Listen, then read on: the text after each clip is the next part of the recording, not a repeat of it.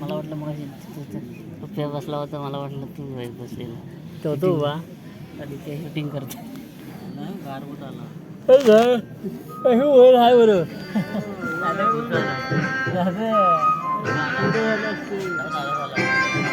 त्याला धावा आहे मुंबईला बघण्यासाठी माझा कंटाळा तवली आला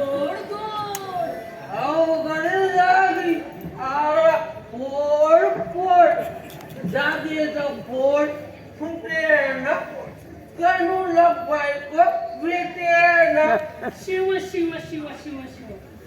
सकाळीच मदिरा बकरी म्या म्या करत समोर आली. आता पुढचे काम काही होईल असे वाटत नाही. गण्या रांडग्या कडे समोर बकरी तू आणि मी अन्नाची चौकशी करायला आलो. हे तुझ्या डोळ्यावर शिरा कशाला पडले ना? आता कुणीतरी शिरा म्हणून तेवढे दिलेले दिसते. तवाच तुझ्या जिभेला खास सुटलेले दिसते. काय घडलाय काय? आणि तुझ्या हातात जवली पूर्ण वाजायला कशाला आला? तुला काय दुसरे काम नजर आहेत काय? अटक मटक जवळीचं टक. बस बस बस बस बस बस. शिव शिव शिव शिव शिव. माझे चवळी प्राण राहू दे बाजूस.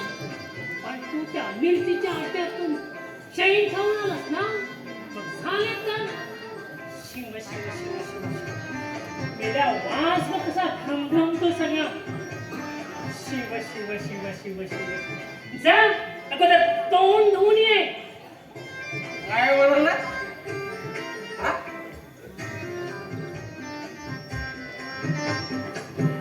काय म्हणला? सिंच्या तू म्हटल्यावर धुवायचे. पुढे लोणचे काय ते विचारू नकोस. नसते प्रश्न विचारून भांडावून सोडतो. आता गाढवाला गीतेबद्दल विचारले तर तो काय उत्तर देणार कप्पान? पण हे बघते तात्या, असेच माझे डोके खात राहिलास ना तर टाकी सावायला मला वेळ लागणार नाही. समजलास? गण्या रांडग्या काय म्हणाला? कागद चालवतोस? अरे जा पाकिस्तान मला धमकी देतोस? अरे माझ्याकडे सुद्धा पोकळ बांबू आहे. नाही तुझ्या काकीच्या कमरेचा धनुष्यबाण केला ना ती त्याचे नाव जाणार नाही. समजलं? अरे पोकळ बांबू आपटून भले भले तुझ्याचे 56 जण भागून लावले. असं म्हणतोस? बघ तो आता तुझा पोकळ बांबू पेचालाय. खरोखरच काकीच बोलवतो बघ. काकी गे अगे काकी. पांडू तात्याने कटलाय म्हणले. अगे जरा इकडे येऊन बघ त्याच्याकडे. फक्त पडायचं बाकी आहे बघ. काकीच्या नावानं कोण र कोकलताय? त्याचा जीव जाताय का? का? माझा आणि जीव जातोय? नव्हे नव्हे, मी चांगला धोडगाकड आहे. अगे काकी मी गणूगड. अगे काक्याने तात्याने अंग धरलं बघ. काय काय धरला म्हणतायस? त्याला काही दुसरा गावला नाही काय धरायला? नाही नाही, काही धरले नाही. त्याच्या अंगात भूत संचारले भूत. असा म्हणतोस? मग आलेच बघ झाडूचा हिरटा घेऊन. त्याचा भूत चांगलाच उतरवता. त्याचा पायच मोडून ठेवता. मग तरी एका जागेवर बसलं. गण्या रांडग्या काय पण काय सांगतात. आता ती हत आली तर माझी इज्जत जागावर ठेवणार नाही. आता मी अण्णांची चौकशी करायला आलो. मग गण्या सांग रे तुझ्या पंचायत बघून अण्णांची सुटका होईल का ते? त्यांचा सुद्धा पांडव सुधीत आहे ना, लपून बसलाय. सुधीत पोलिसांना पण घाबरतो असं वाटतं. अरे तात्या, असे वेड्यासारखे काहीतरीच काय बडबडतो आहेस? देव कधी कुणाला घाबरत नसतो. अण्णांसाठी तो नक्की डोळे उघडेल. मग आता काय डोळे बंद झाले काय? अण्णांसाठी त्यांचा पांडुरंग नक्कीच प्रकट होईल बघ. काय म्हणता? त्या भक्त पडल्यासारखा खांब्याने प्रकट झाला होता तसा म्हणतोस का काय? अरे गर्दवा, खंब्यात नव्हे, खांबातून प्रकटला होता. खंब्यातून देव कदाचित तुझ्यासाठी प्रकट बघ, पण तू मनापासून त्या भरले पाहिजे. असा म्हणतोय? होय ना, पण खंब्यातून तुझ्यासाठी देव नाही, दानव प्रकट होती. आणि ते पाहायला त्यावेळी तुम्ही नसणार का त्या? म्हणजे तेव्हा मी कुठे असणार? त्या वक्ताला तुम्ही जय राम श्रीराम, जय राम श्रीराम, जय राम श्रीराम, जय राम श्रीराम असे म्हणत वरच्या वारीला जाणार तुम्ही. गण्या, रांडेच्या भटा, तू माझ्या मार्गात चालला दिसतोय. आम तुझ्या कापूसच सांगता, हा भटूर का तुझ्या कपालावरचं भरवट कुठे वाढवत बनवत पार्वती, गो पार्वती, तुझ्या माझ्या येतोय गो पार्वती, आलो गो आलो. शिव, शिव, शिव, या पी तात्यास देवाने चांगले बोलावे शिकवलेच नाही असे वाटते. देव जेव्हा अक्कल वाटत होता तेव्हा तात्या नक्कीच परसाकडे गेलेला असणार. काही समजले? घरात कुणी दिसत नाही तेव्हा इथे जाऊन आता काहीच उपयोग नाही. त्यापेक्षा आता आपले प्रस्थान हलवलेले बरे. कसे?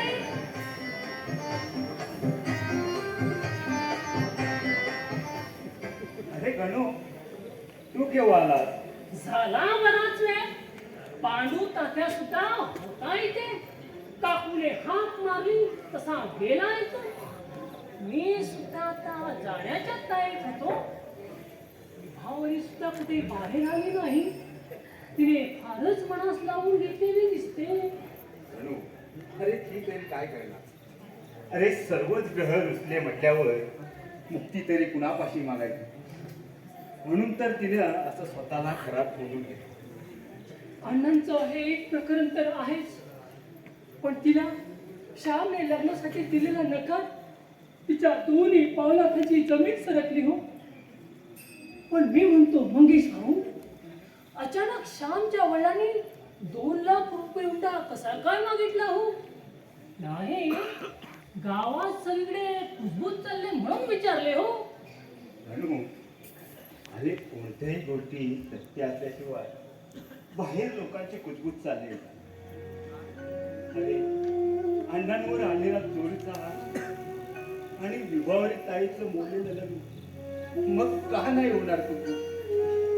मंगेशा, नक्कीच नक्कीच शेवट गोड होईल हो.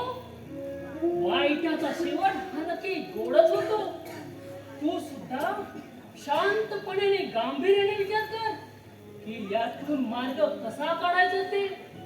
मी सुद्धा तुला खारीची मदत नक्कीच करेन हो. गणू, अरे तुझ्या मुखातून चांगले बोल निघाले, ऐकून खूप बरं वाटलं बघ. अरे संकटाच्या वेळी कुणीतरी आपल्या बाजूने 2 शब्द बोलतं, पाठीशी उभं राहतं. अरे हीच खरी मदत. अरे तुझ्याकडून मदतीची काय अपेक्षा करू? मंगेश भाऊ, तुला म्हणून सांगतो, पूजेतून मिळालेले आरती मधले ध्यान मी कधीच खर्च करत नाही. ते सर्व पैसे मी साठवून ठेवले आहेत.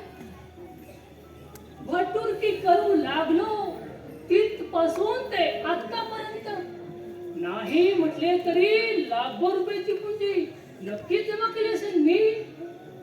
ते पैसे अण्णांसारख्या देव माणसाची सुटका करण्यास उपयोगी पडतील तर आतापर्यंत केलेले माझे पुण्य समजेल मी. चल चल तू माझ्यासोबत. ते पैसे मी तुझ्या स्वाधीन करतो. गणू, अरे गणू, अण्णा नेहमी म्हणतात पण मी नेहमीच त्या गोष्टींकडे दुर्लक्ष करतो. काय काय म्हणतात अण्णा? अरे, संकटकाळी देवाकडे जायला नको तर संकट निवारण करण्यासाठी देवच आपल्या दारी येतो. आज तुझ्या रूपात माझ्या अण्णांसाठी देवच दारी आला. खरोखर आज माझे डोळे उघडले. माझ्या अण्णांसाठी चांगलं करणारे लोकही आहेत या गावात. खरोखर आज खरोखर मला माझ्या अण्णांचं पांडुरंगाचं दर्शन झालं. मला माझ्या अण्णांच्या पांडुरंगाचं दर्शन झालं.